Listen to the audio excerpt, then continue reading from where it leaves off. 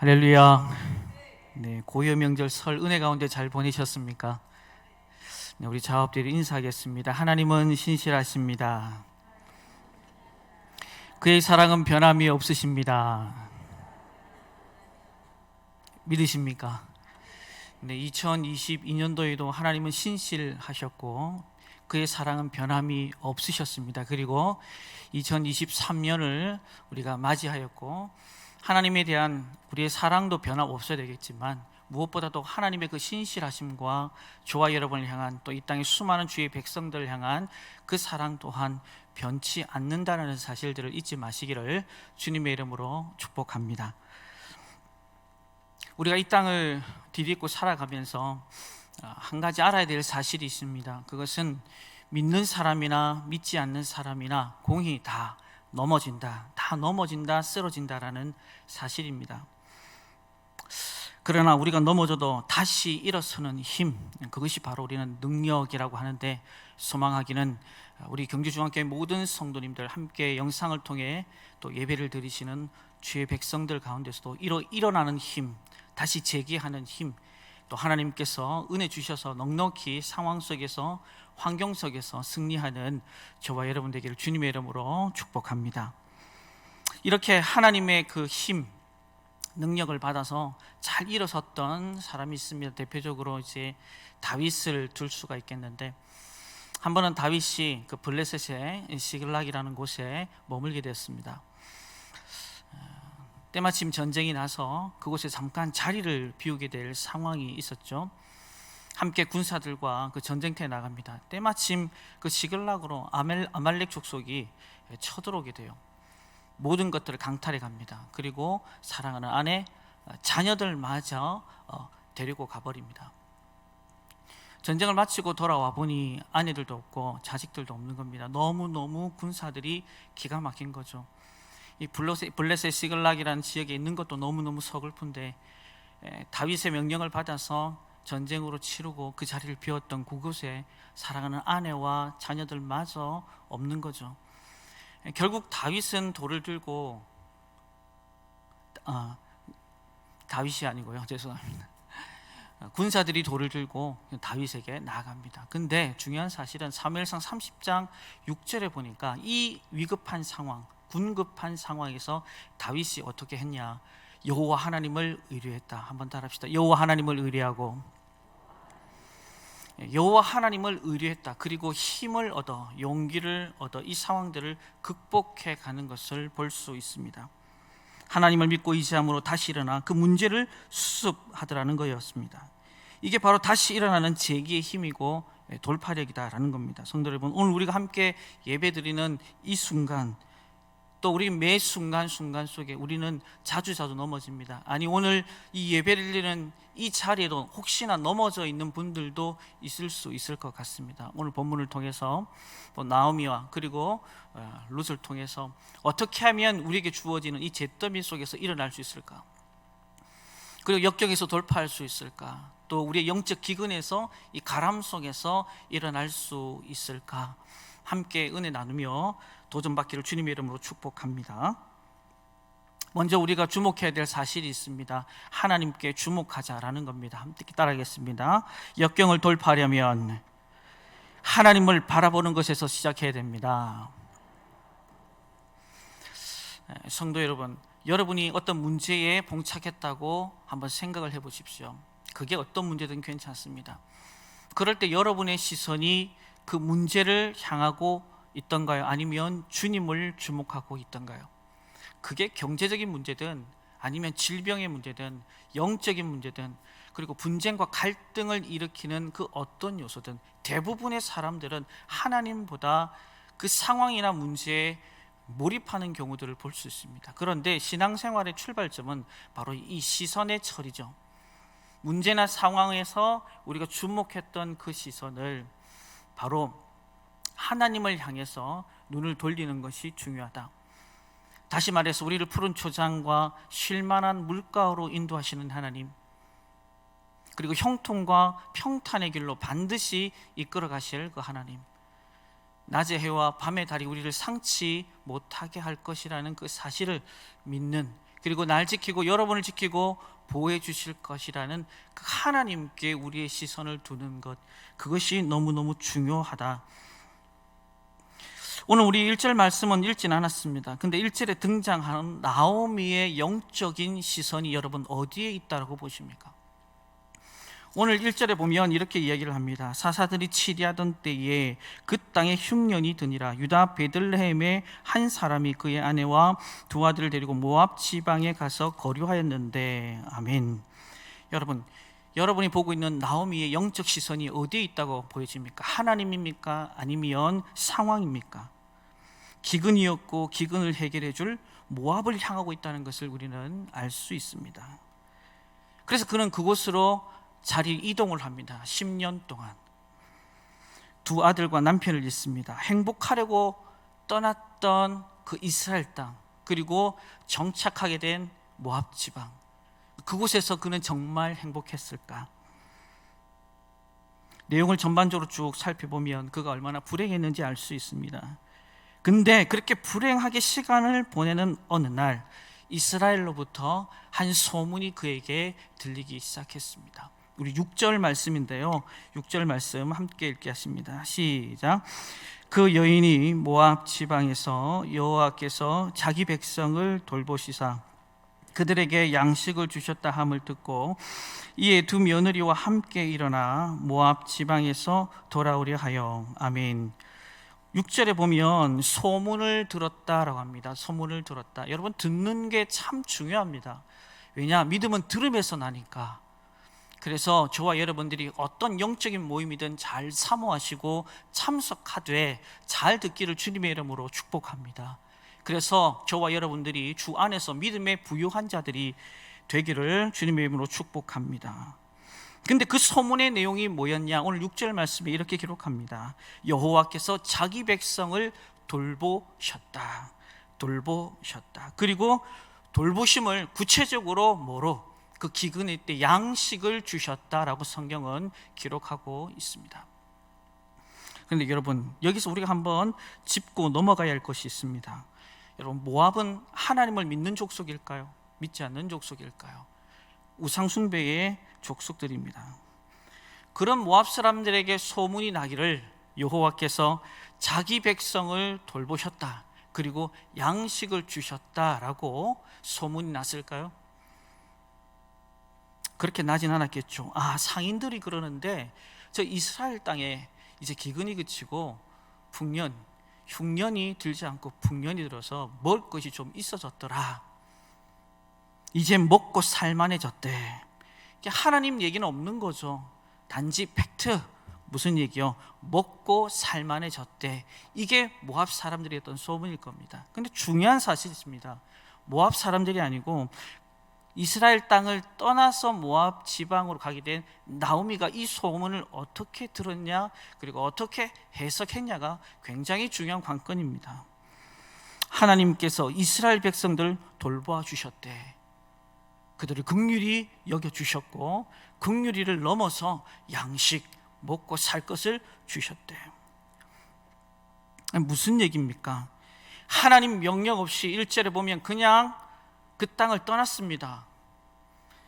그리고 자신의 불행한 상황과 이스라엘 향한 그 선한 소문의 나오미가 하나님을 다시 주목하기 시작했다라는 겁니다. 주목하는 것뿐만 아니라 들려지는 그 사실을 모압 사람들처럼 팩트에만 주목한 게 아닙니다. 영적인 해석이 중요했다. 한번 따라합시다. 영적인 해석. 그렇죠.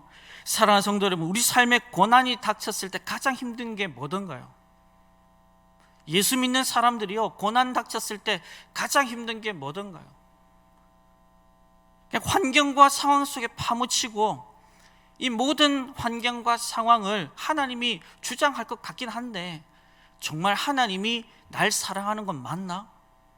살아계시는 건 맞나?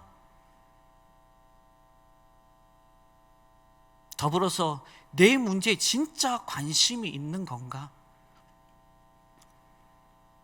끊임없이 우리 안에는 그 의구심에 대해서, 신실함에 대해서 계속적으로 되묻는다는 거예요. 여러분, 우린 꼭 기억해야 됩니다. 자꾸 이러고 나가면 문제는 해결이 될까 안 될까? 제가 굳이 여러분에게 말하지 않아도 여러분이 스스로 답을 하고 계실 겁니다. 고난이 깊어졌을 때 그때 그 문제와 상황을 누구의 시각으로 바라보아야 된다? 바로 하나님의 시각입니다. 너무너무 잘 아는 질문에 대한 답일 겁니다. 하나님의 관점에서 그 문제를 바라보기 시작하면 상황이 달라진다는 거예요. 믿으시면 아멘. 생각이 바뀌고 말이 변한다라는 사실들을 우리는 잊지 말아야 됩니다. 하나님의 시각, 그분의 관점에서 우리에게 주어진 이 문제와 상황들을 해석을 하면 또 다른 하나님의 은혜가 시작이 된다는 겁니다. 물론 시간이 걸립니다. 당장 하나님께서 그 문제에 응답할 수도 있겠죠. 그러나 하나님의 시간과 우리의 시간은 다르다. 그러나 더 중요한 것은 하나님의 그 시간이 정확하게 우리한테 이루어질 때 진짜 우리는 행복해질 수 있다는 겁니다. 결국요, 하나님은 누구의 손을 들어주실까요? 예수를 그리스도로 신실하게 믿는 하나님의 자녀들의 손을 반드시 들어주실 줄로 믿습니다. 이거 믿어야 신앙생활이 제대로 되고 해볼 만한 거예요. 힘들고 어려운 신앙생활을. 여러분은 잘 알고 있습니다. 욥, 본인 스스로도 힘겨웠겠죠. 왜 형제들이, 피를 나눈 형제들이 나를 이렇게 죽이려고 할까? 죽이지 못해서 안달일까? 나중에 돌아보니 상황을 살펴보고 기도하고 돌아보니 결국은 창세기 45장 5절에 뭐라고 얘기를 합니까? 하나님이 나를 먼저 이곳으로 보냈다라고 얘기를 하잖아요. 여러분, 욥은 어떻습니까? 자식들 잃고 가진 재물 다 잃고 부인은 욕하고 떠나고 본인의 몸은 악창이 나고 좀 답도 대안도 없는 상황일 겁니다. 근데 하나님의 시각, 하나님의 관점, 거기에서 출발하니까요 상황이 달리 보이는 거예요. 생각이 바뀌더라는 겁니다. 말이 바뀌더라는 겁니다. 여러분 잘 알고 있는 욥의 신앙 고백 23장 10절에 나를 단련한 후에 정금같이 나오게 하겠다. 하나님의 놀라운 뜻이 있더라는 겁니다. 다니엘 세 친구들 어떻습니까? 왜 하나님께서 저를 사자울에 집어넣었나요? 왜 7배나 더하는 불풀물 속에 믿음 생활 잘함에도 불구하고 저를 이렇게 고난의 끝자락에 내어모시나요? 그렇게 말하지 않습니다. 하나님의 뜻이 있고 그럼에도 불구하고 다시를 드리는 거예요. 느부갓네살의 눈을 뜹니다. 그들이 믿는 하나님을 보아요. 성경의 믿음의 선진들은요 이 역경 앞에서 잿더미 같은 신앙 어떻게 일어설 수 있을까? 근데 다 보니까 공통점이 있더라고요. 내 관점이 아니고 누구의 관점? 하나님의 시각, 그분의 관점이다 이 말입니다. 저와 여러분 가운데도 지금 여기에서 그 문제 때문에 괴롭습니까? 고통스럽습니까? 누구의 시선으로 그 문제를 보고 상황을 보느냐가 되게 중요하다는 거예요. 우리 옆 사람에게 한번 얼굴 보면서 하나님의 시각으로, 하나님의 관점으로, 그분의 전지적인 관점으로 봐야 된다 이 말입니다. 그러면 내 입술에 범사에 감사할 수밖에 없어요. 그리고 그 이후에 반드시 욥의 놀라운 역사, 요셉의 그 놀라운 역사, 그 은혜가 그들만의 몫이 아니라 저와 여러분의 것이 될 줄로 믿습니다. 주어가 옛날에 자꾸 나였다면 고난의 연단을 통해서 그 깊고 심한 하나님의 뜻을 발견하면서 그 주어가 바뀌기 시작합니다. 누구로? 하나님. 그래서 사도 바울이 자신의 인생을 돌아보면서 나의 나 된 것은 누구의 은혜라고 합니까? 하나님의 은혜라고 그러잖아요. 사랑하는 성도 여러분, 오늘 본문의 나옴이 문제 속에서 하나님에 대한 영적 시선을 놓쳤을 때는요 한없이 불행한 거예요. 왜 이스라엘의 가뭄이, 이 가난이, 그리고 정말 우리가 살 수는 있을까? 그러나 다시 주님을 향해 그 시선이 고정되고 묵상하기 시작했을 때 들리는 소문에서 누구의 음성을 듣습니까? 하나님이 자신을 부르는 복된 소식을 듣게 되었다라는 사실. 오늘 이 예배의 자리에 그 하나님의 음성이 들려주시기를 주님의 이름으로 축원합니다. 이 원리가요, 그 당시 루시 살던 그 당시에, 나오미가 살던 그 당시에만 적용되는 걸까? 아닙니다. 오늘 이 시대를 살아가는 저와 여러분, 예수를 그리스도로 믿고 그분의 어떠하심을 신뢰하는 하나님의 백성들 가운데서는 변함없는 사실입니다. 영적 기근 속에서도 여러분이 살기를 원하십니까? 잿더미 같은 그곳에서도 다시 한 번 더 일어나기를 소원하십니까? 역경을 돌파하기를 원하십니까? 그렇다면 여러분의 시선은 무조건 채널 고정입니다. 바로 주님을 향하시길 주님의 이름으로 축복합니다. 주님을 묵상하십시오. 잠언 8장 17절에 이렇게 말씀하십니다. 함께 읽겠습니다. 시작. 나를 사랑하는 자들이 나의 사랑을 입으며 나를 간절히 찾는 자가 나를 만날 것이라. 아멘. 이런 은혜가 여러분에게 있기를 주님의 이름으로 축복합니다. 나를 간절히 찾는 자, 주님께서 만나 주시겠다고 하십니다. 단지 여러분의 시간으로 재단하지 마십시오. 하나님의 시간을 허락하십시오. 그리고 그분을 기대하시면 바로 이런 놀라운 은혜가 저와 여러분에게 임하게 될 줄로 믿습니다. 둘째로, 우리 잿더미 속에서 다시 일어서려면, 역경을 돌파하려면 우리 안에는 행동의 변화가 있어야 합니다. 한번 따라합시다. 행동의 변화, 행동의 결단. 우리 6절 7절 말씀인데요, 우리 함께 읽도록 하겠습니다. 시작. 6절 7절입니다. 그 여인이 모압 지방에서 여호와께서 자기 백성을 돌보시사 그들에게 양식을 주셨다 함을 듣고 이에 두 며느리와 함께 일어나 모압 지방에서 돌아오려 하여 있던 곳에서 나오고 두 며느리도 그와 함께 하여 유다 땅으로 돌아오려고 길을 가다가. 아멘. 여기서 우리가 주목해 보아야 할 단어가 있습니다. 동사 두 개 한번 보도록 합니다. 두 며느리와 함께 일어났다라는 겁니다. 또 있던 곳에서 나왔다라는 거죠. 무슨 얘기입니까? 주님을 바라보기 시작할 때, 주님의 관점에서 보기 시작할 때 내 마음에 변화가 오기 시작한 겁니다. 그리고 그 마음에는 결단까지 이어져 갑니다. 여러분, 고난이 무서운 이유가 뭘까요? 고난이 무서운 이유, 고난 자체가 주는 그 중압감 때문일 겁니다. 고통, 무게감 때문일 거예요. 고난 당하면 그냥 주저앉기 쉽다는 겁니다. 마취된 것처럼 움직이겠다 생각은 있는데 움직이지 않는 거죠. 그러나 하나님을 바라보면 일어날 수 있는 힘이 생기게 되는 겁니다. 떠날 수 있는 용기가 저와 여러분들에게 주어지게 되는 겁니다. 누가복음 15장은 여러분 잘 아는 탕자의 얘기입니다. 아버지께로부터 유산을 다 물려받아서 허랑방탕하게 먹고 마시고 쾌락을 즐겼던 아들이 등장합니다. 다 허비하고 난 뒤에 남의 집에 머슴살이를 하게 되는데 돼지가 먹는 쥐염염을조차 먹지 못할 상황에 처하게 되죠. 아무도 주는 사람이 없습니다. 관심 가져주지 않습니다. 그때 그 절망의 구렁텅이에서, 그 잿더미 위에서 누구를 떠올립니까? 아버지를 생각합니다. 아버지를 떠올립니다. 그래, 맞아. 내 아버지 집에는 먹을 양식이 풍족하지. 근데 나는 여기서 이렇게 굶어 죽는구나. 아버지를 생각하다 드디어 용기를 냅니다. 아버지 집으로 돌아가자. 결단을 하죠. 누가복음 15장 20절 말씀인데요, 함께 읽겠습니다. 시작. 이에 일어나서 아버지께로 돌아가니라. 아직도 거리가 먼데 아버지가 그를 보고 측은히 여겨 달려가 목을 안고 입을 맞추니. 아멘. 누가복음 15장 20절에도 보세요. 그 변화 속에서는 일어나서 돌아갔다 얘기를 합니다. 행동의 결단이 있다. 그럴 때 회복의 역사가 있는 거죠. 돌아갔더니 아버지가 내쳤습니까? 아니요.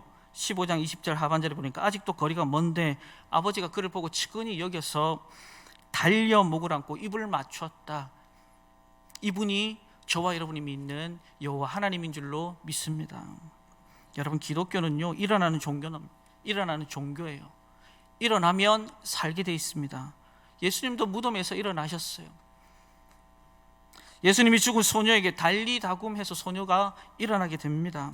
일어나야 삽니다. 일어나야 됩니다. 근데 중요한 사실이 있습니다. 사단이 그냥 눈여겨보고 있냐 이 말입니다. 절대 저와 여러분을 일어서지 못하게 합니다. 끝까지 무너지게 합니다. 절망, 낙심, 좌절. 하나님 어디 있느냐? 자꾸 우리에게 묻습니다. 하나님은 여전히 살아계신데 그 하나님 너를 사랑하느냐? 지속적으로 우리에게 이야기를 합니다. 아닌 것 같습니다. 할 수만 있으면 우리를 끊임없이 주저앉게 만들고 아무것도 못하게 무기력하게 만들어버립니다. 근데 정말 저와 여러분이 여기에까지 다다른다면 그냥 포기하고 내려놓아야 될까요? 아닙니다. 이 무기력함을 주저앉게 하는 자리에서 이길 수 있는 방법이 있습니다. 하나님을 경외하는 자리로 우리가 나가야 할 줄로 믿습니다. 여러분, 예배의 자리로. 그러나 쉽지는 않을 겁니다. 하지만 예배는 우리를 다시 일어서게 만드는 힘이 있습니다. 예배를 통해서 우리는 말씀을 듣고 또 기도를 합니다. 찬양을 합니다. 나도 모르게 내 속에서 힘과 용기를 막 갖는 거예요. 나의 등 뒤에서 나를 도우시는 주님, 나의 인생길에서 지치고 고나여 매일처럼 주저앉고 싶을 때 나를 밀어주시네. 일어나 걸어라, 일어나 걸어라, 내가 새 힘을 주리라. 한번 찬양합시다. 나의 등 뒤에서 나를 도우시는 주, 나의 인생길에서 지치고 고나여 매일처럼 주저앉고 싶을 때 나를 밀어주시네. 일어나 걸어라, 일어나 걸어라, 내가 새 힘을 주리니. 일어나 너 걸어라, 내 너를 도우리. 할렐루야. 일어나면 하나님 반드시 거기에 또한 은혜와 또 나가야 할 길들을 반드시 보여줄 줄로 믿습니다. 사랑하는 성도는, 본문의 나오미는요, 모든 것을 잃었던 그곳에서 주저앉지 않고 하나님께서 자기 백성을 돌아보셨다. 돌아보신 것뿐만 아니라 필요한 것, 일용할 양식도 구체적으로 주셨다. 얼마나 자기 자신이 부끄러웠을까요? 모압 땅에서 다시금 이스라엘로 갈 때 얼마나 자신이 초라했을까요? 근데 이 모든 것을 뒤로 한 채 과감한 결단을 내립니다. 자신이 놓쳤던 하나님을 붙들기로, 하나님을 바라보기로. 여러분, 낙심하지 말고 예배의 자리로 나아갑시다. 포기하지 말고 예배의 자리로 나아갑시다. 반드시 하나님께서 저와 여러분들을 일으켜 세워줄 줄로 믿습니다. 새 힘과 용기를 공급하여 주실 줄로 믿습니다. 하나님을 바라봄을 통해서 이 놀라운 은혜가 저와 여러분 가운데 허락되기를 주님의 이름으로 축원합니다. 마지막으로, 역경을 돌파하려면, 잿더미 위에서 일어서려면 바로 여러분 잘 따라가기만 하면 됩니다. 한번 따라합시다. 잘 따라가야 됩니다. 이제 나오미가 결단을 하고 일어나 고향으로 돌아갑니다. 그런데 두 며느리도 함께 일어나 어머니 뒤를 따라가겠다고 얘기를 합니다. 8절에 보면 이런 말씀이 나옵니다. 우리 8절 말씀인데요, 우리 함께 읽도록 하겠습니다. 시작. 나오미가 두 며느리에게 이르되 너희는 각기 너희 어머니의 집으로 돌아가라.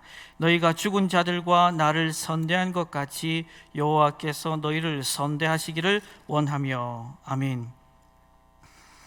너희는 각기 너희 어머니 집으로 돌아가라. 거기서 새 출발해라. 하나님께서 선대하실 거다. 계속 나오미가 설득을 하니까 오르바가 그 얘기를 듣고 돌아갑니다. 근데 중요한 사실, 룻은 끝까지 따라오는 거예요. 그러면서 룻이 뭐라고 합니까? 우리 16절 말씀인데요, 16절 말씀 함께 읽겠습니다. 시작. 룻이 이르되 내게 어머니를 떠나며 어머니를 따르지 말고 돌아가라. 강권하지 마옵소서. 어머니께서 가시는 곳에 나도 가고 어머니께서 머무시는 곳에서 나도 머물겠나이다.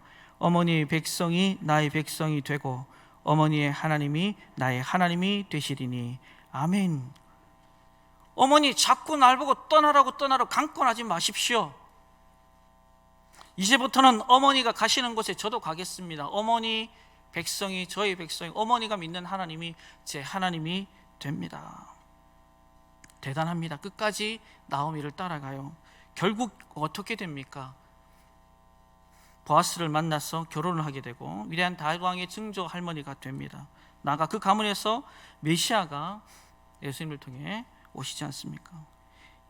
어떻게 이런 결과를 낳을 수 있었을까? 끝까지 나오미를 쫓았다. 우리 14절 말씀인데요, 함께 읽겠습니다. 시작. 그들이 소리를 높여 다시 울더니 오르바는 그의 시어머니에게 입맞추되 룻은 그를 붙쫓았더라. 아멘. 여기서 나오는 붙쫓았다라는 말, 창세기 2장 24절에 합하여, 남자와 여자가 부모를 떠나 합하여 한 몸이 되었다. 이 합하여라는 단어, 다하와 같은 의미를 가지고 있습니다. 무슨 뜻이냐면 서로 굳건한 믿음의 관계 속에서 하나가 되어 한 몸을 이루는 것이다. 그냥 단순히 따라가는 정도가 아니라 그냥 찰싹 달라붙었다, 형제보다 더 긴밀한 관계를 가졌다라는 의미를 가지고 있습니다. 여러분, 행복한 사람이 되는 비결이 뭘까요? 행복한 사람이 되는 비결이 뭘까요? 본받는 거죠. 다시 말하면 따라가는 겁니다. 여러분, 공부 잘하는 비결 뭘까요? 공부 잘하는 사람 따라가면 돼요. 신앙생활 잘하는 비결 뭘까요? 신앙생활 잘하는 사람 따라가면 됩니다. 기도도 마찬가지고 예배도 마찬가지고 모든 면이 그런 것입니다. 성도 여러분, 우리가 날마다 영적으로 성장하고 나 주님의 기쁨 되기를 원한다면, 그렇게 되기를 원한다면 하나님 말씀 순종하고 주의 은혜를 사모하는 사람을 따라가면 되는 겁니다. 한번 따라합시다. 따라가면 됩니다. 일단 좋은 교회 다녀야 해요. 어떤 교회요? 말씀이 살아있고 사랑이 풍성하고 성령의 임재와 또 능력이 있는, 그리고 주님께 순종하려고 하는, 하나님을 사랑하는 목사님들이 가득하고 장로님들이, 리더들이, 일꾼들이 있는 그곳, 바로 우리 경주중앙교회인 줄로 믿습니다. 그러면 다른 거 복잡하게 생각할 거 없잖아요. 온전히 따라가면 되는 겁니다. 여러분, 우리 교회가 2023년도에 표로 말씀하고 있는 게 있습니다. 표가 뭐죠? 예배자로 살자입니다. 그래서 담임 목사님께서 일을 한 달 내내 아버지 입장, 어머니 입장, 그리고 자녀의 입장, 예배자로 살아가자 이 말입니다. 선포했으니 저와 여러분이 해야 될 일이 뭐다고요? 뭐라고요? 대답 좀 해주시죠. 뭐라고요? 네, 우리 찬양자님 잘 따라가게 생겼다. 감사합니다. 따라가면 돼요. 근데 꼭 다른 생각들을 해요. 너나 따라가세요 이렇게 해요. 그러니까 교회가 자꾸 산으로 가는 겁니다. 담임 목사님은 하나님이 세우셨고 또 우리가 한 몸이니 한 지체니 같이 따라갑시다. 그리고 예배자로 살아가자. 그러면 거기에 따라 실천사항도 10가지나 딱 주었어요. 한번 띄워볼 테니까 같이 한번 보면서 올 한 해는 무조건 한번 도전해 본다. 그리고 도전하고 난 뒤에 연말 정산할 때, 12월 달에 영적인 연말 정산할 때 내가 얼만큼 잘 따라가서 하나님의 은혜를 입었는지 우리가 한번 나누었으면 좋겠어요. 한번 10가지 띄워주시겠습니다. 자, 1 하면 같이 읽겠습니다. 1. 주일 예배는 반드시 어디서 드립니다? 자, 2. 개인 큐티 또는 새벽 예배를 통해 자신의 경건을 책임집시다. 3. 가족 간 예배와 말씀 나눔으로 신앙의 대를 이어갑시다. 4.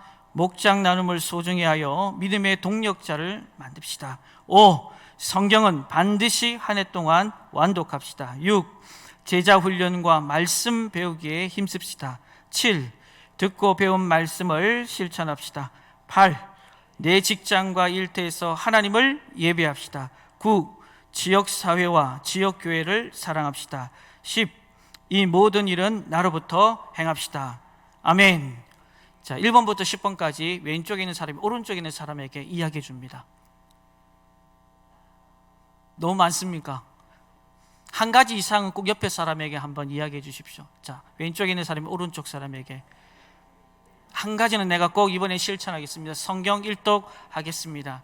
제자 훈련 꼭 이번에 받아보도록 노력하겠습니다. 목장 나눔 이번엔 기필코 52주 중에서 몇째 주만큼은 제가 하겠습니다. 여러분 혹시 이런 얘기 들어보셨습니까? 걷는 놈 위에 뛰는 놈이 있고 뛰는 놈 위에 나는 놈이 있고 나는 놈 위에 더 위대한 놈이 있습니다. 어떤 놈일까요? 붙어 다니는 놈이 있습니다. 내 힘 안 들이고 목적지까지 금방 가요. 여러분 잘 따라가면 됩니다. 룻의 그 따라가면 붙쫓으면 결국 그가 하나님께 영광, 그의 인생도 영광이 되었습니다. 그 당시에는 몰랐지만 따라가니 하나님께서 그 길을 여시고 삶의 모든 형편들을 열어주셨습니다. 사랑하는 성도 여러분, 우리 2023년도에는요 정말 우리가 잿더미 속에 앉을 수도 있습니다. 정말 영적 기근 속에서 우리가 허덕일 수 있습니다. 아니 지금 여기에 허덕이는 분이 계십니다. 오늘 나오미와 롯은 오늘 우리에게 말씀하고 있습니다. 흐트러 놓았던 이 시선을 다시 한 번 더 주님을 향하게 하고 그 시선을 통해서 영적인 해석을 우리가 잘 해야 된다라는 사실, 거기에만 머물지 마십시오. 행동의 변화가 있어야 됩니다. 결단이 있어야 된다 이 말입니다. 그 결단은 사단마귀 그냥 1년 52주 계속적으로 여러분 그냥 가만히 두고 있지 않을 겁니다. 끝까지 따라가려고 하는 우리의 다짐과 또 헌신, 그리고 무엇보다도 성령의 충만함에 힘을 얻고 이 모든 상황 속에서 좌로나 우로나 치우치지 않으면 반드시 어떤 역경도 우리는 견뎌낼 수 있으리라 확신합니다. 잿더미에서 일어나는 저와 여러분들 되기를 주님의 이름으로 축원합니다.